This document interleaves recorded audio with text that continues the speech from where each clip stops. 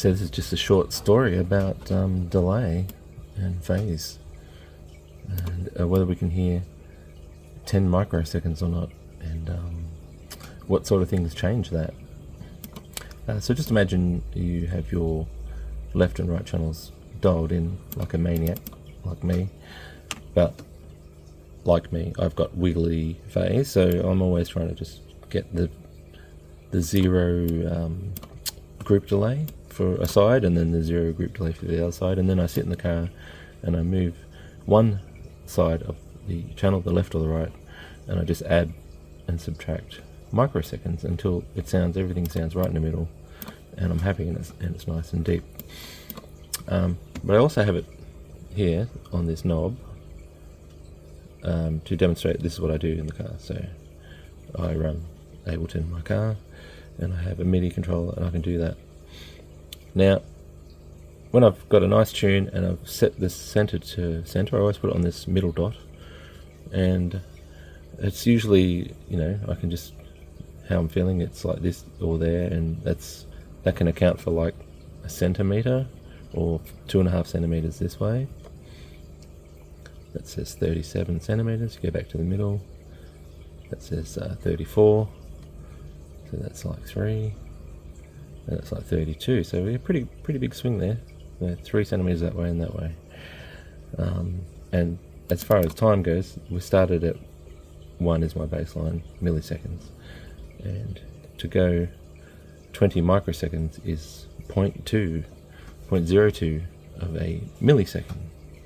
And it's they don't have deciseconds, they just have a micro, then nothing, and then they have milli, and they have nothing, and then they have seconds. So gotta grab your head around that.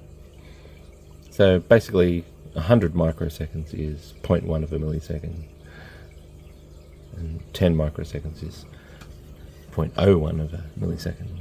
So sidetracking. So I actually had a little thing where people sat around and listened to cars, and we did shit, and I got people to do this when listening to mono, to see, people can hear this amount of phase difference in their left and right channels, and they could. It's very, very surprising. Like, we're all humans, so I guess I shouldn't be that surprised. So I'll just save one here, which I did before, capture. Say, we'll just go 50 microseconds out, like really out, which is 0.05 of a millisecond. Capture that, and then put this back on to the middle, and so you'll have a very bad color.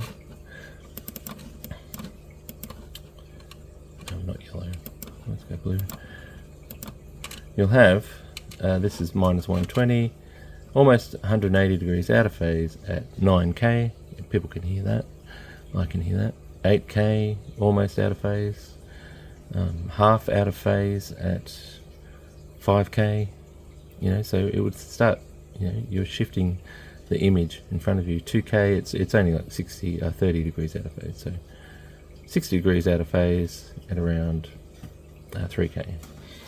But you actually hear this, and this was demonstrated by the half a dozen or so individuals who all set the timing within 0.01 of a millisecond to each other. So it was no more than 2 dots on here either way. So that was refreshing, surprising, good, all good for people who like their imaging. They were SQ people, they all like their imaging. Now the other part of the story was about me sitting in the car one day, and I'm doing this because I like to adjust for where my head is, because you sit down different every time, a couple of centimeters here or there, and I kept turning, and it almost got in time, and I had to go a little bit extra. So it's basically, we're talking about 0.1 of a millisecond. And the quick end of the story is, drove my car into the shed. I can't keep the engine running because you don't want to die. And it was a disgustingly hot day. It was 38. And because the car has a giant engine in the front, it probably heated the shed up a bit more, and the interior was pretty hot. So we're looking at 38 plus degrees in the car. And so this, I thought, could be the answer, and sure enough, you do all the number crunching, and it turns out that 0.1 of a millisecond can be attributed for of the flight times in a car like mine, for if you tuned it on a 22 degree day and then sat in it on a 38 degree day. So that's pretty interesting. I'll probably put all the numbers up at the end of this if you're really interested. And we could do a funny little graphic about two cars that were in a race, but one's got a halfway handicap, and then they do it again with the same handicap, but you have a different speed of the cars. So the first car will get past the handicap point in distance, and the other one's handicap was in time, and it would then be on the back foot all the way for the last half. So that's basically how they get out of sync. So in reality, sound travels different temperatures, different distances. So just tune on a nice average temp day that you'll be enjoying your tunes most of the time, or have a couple of tunes. Mainly your tweeters and your high mids.